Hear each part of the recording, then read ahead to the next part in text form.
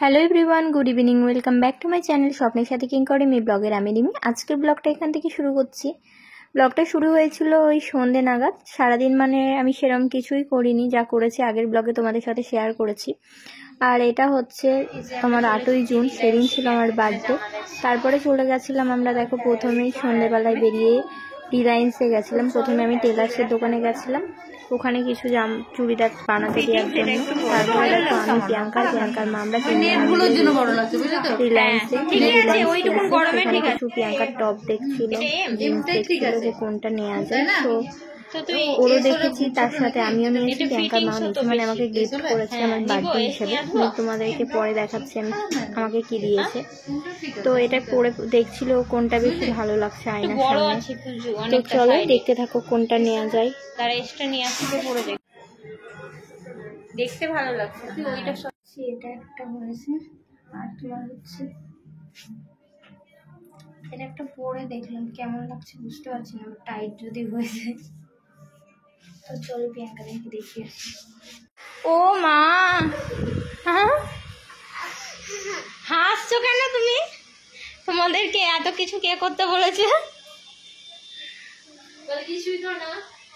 অনেক কিছুই করেছে। এটা কি লিখেছিল নাকি? নামটা উঠে গেছে।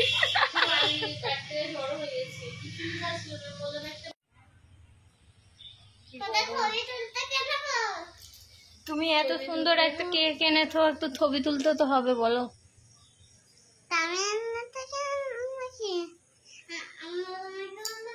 উল্লু বানিয়ে দিলা?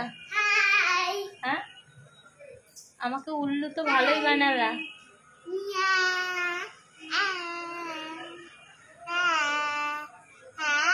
জিভটা তো অনেক বড় হয়ে গেছে। এর আগে আমি কখনো শেয়ার করিনি যে এটা কে হয়। এটা হচ্ছে অদি, মানে এর ভালো নাম হচ্ছে অদিতি। এটা হচ্ছে আমার স্টুডেন্ট, আমার ছাত্রী। আর এবছর দেখো আমি অদিদের বাড়িতে গিয়ে একটা সারপ্রাইজ পেয়েছি, কারণ দিদি আর অদি বারবার করে আমাকে ফোন করে ডাকছিল। আমি একবারের জন্য বুঝতে পারিনি যে ওরা এই আমার জন্য এই প্ল্যান করে রেখেছে। তো এই যে দেখো ফার্স্ট কেকটা আমি ওদের বাড়িতে গিয়ে কেটে এসেছি। আর তখন প্রায় রাতে 9:45 এরকম ভাবে বাজছিল। এই যে অদিকে আমি বললাম যে আমি একা না, তুমি আমার সাথে আসো, তুমি কাটো। দিদিকে ডাকছিলাম, দিদি বললো আমি ভিডিও করে দিচ্ছি, তো তুমি আর অদি কাটো। তো দেখতে থাকো।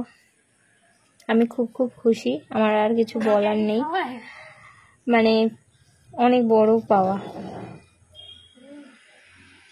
অদি ম্যামকে খাই দাও।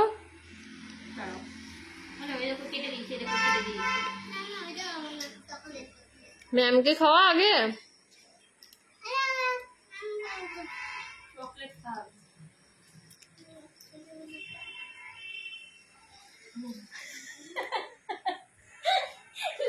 মাকে দিদি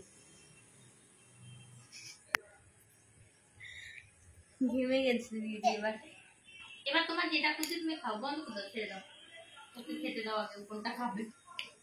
কেক কাটার পর দিদি রাতের খাওয়ার জন্য ব্যবস্থা করেছিল, কিন্তু আমি রাতে আর কিছু খাইনি। আর সেদিন ছিল আমার শনিবারের দিন, তার জন্য নিরামিষ ঘুগনি বানিয়েছিল। তো এই যে দেখো কেকের অবস্থাটা এই হয়ে আছে। তারপরে বাড়ি এসে আর একটা সারপ্রাইজ, মানে এটা প্রিয়াঙ্কা অ্যারেঞ্জ করেছে সম্পূর্ণটা, সাথে আমার ভাইও ছিল। এই যে দেখো এখানে রিমি বলে লেখা ছিল।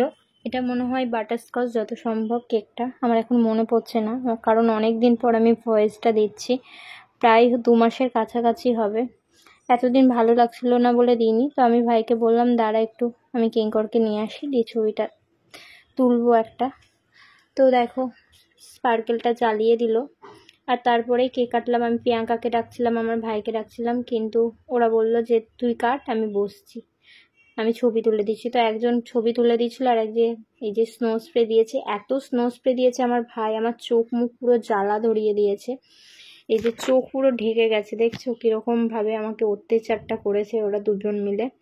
আর এই চাদর আর তোমার হচ্ছে পুরো ঘরে ব্লাস্টারে ভর্তি ছিল। আমি পরে দেখাচ্ছি তারপরে তোমাদেরকে কি অবস্থা। এই যে দেখো আমি সরাচ্ছি, কিন্তু তাও আমার মুখ থেকে সরছে না। স্নো স্প্রেটা এত দিয়েছিল পুরো চোখের মধ্যে ঢুকে গেছিল, আর বেরোচ্ছে না। যতটা ছিল ততটা ওরা পুরো পুশ করে দিয়েছে। আমি হেসে পাগল হয়ে যাচ্ছে ওদের কাণ্ড দেখে। মাকে ডাকলাম, মা বললো কি যে না আমি নাইটি পরে আছি। আর যেহেতু অনেক রাত্রে তো বাবু ঘুমিয়ে গেছিলো, কারণ তখন রাত্রির 11টা বাজছিল। বাবু ঘুমিয়ে যায় তাড়াতাড়ি ওই কারণের জন্য। আর বৌদিও তোমার হচ্ছে বৌদি বাবু আমি কাউকেই ডাকিনি আর, কারণ এটা ওরাই করেছিল। আর তোমার হচ্ছে যেহেতু ঘুমিয়ে গেছিলো, অনেকটাই রাত্রির হয়ে গেছিলো। আর এই যে ব্লাস্টারটা দেখেছো কি অবস্থা করেছে। তো বাচ্চারা বেশি আনন্দ করে, কিন্তু বাবু ঘুমিয়ে গেছিলো বলে আমি আর ডাকাডাকি করিনি। তারপর দেখো কেকের অবস্থাটাও প্রচণ্ড খারাপ করে দিয়েছে।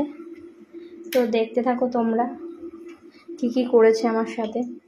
তারপরে দেখো আমি কেকটা কাটলাম। কেকটা কাটার পর প্রথমেই আমি প্রিয়াঙ্কাকে দিতে যাচ্ছিলাম, বললো না তুই আগে দাদাকে দে।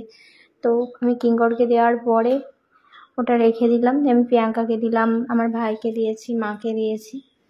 তো আজকের ব্লগটা কেমন লাগলো তোমরা অবশ্যই কমেন্ট করে জানাবে। আর সত্যি কথা বলতে মুখে বলার কোনো আমার ভাষা নেই, কারণ মুখে যত বলবো তত কম বলা হবে। প্রিয়াঙ্কার সাথে আমার প্রচণ্ড বেশি বন্ডিং হয়ে গেছে। সব থেকে বড়ো কথা, কিঙ্কর চলে যাওয়ার পর আমাকে সবাই খুব ভালোভাবে আগলে রেখেছে, খোঁজ খবর নেওয়া সমস্ত কিছু, সব সময় পাশে থাকার চেষ্টা করেছে। এই যে আমি কিসে ভালো থাকবো সেটাই ওরা চেয়েছে।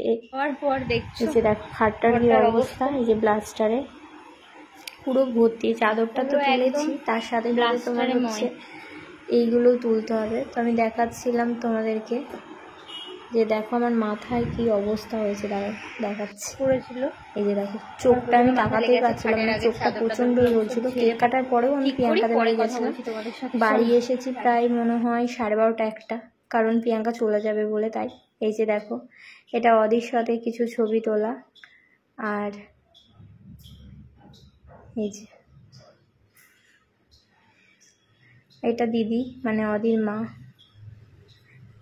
আমার থেকে বয়সে ছোট কিন্তু আমি দিদিই বলি।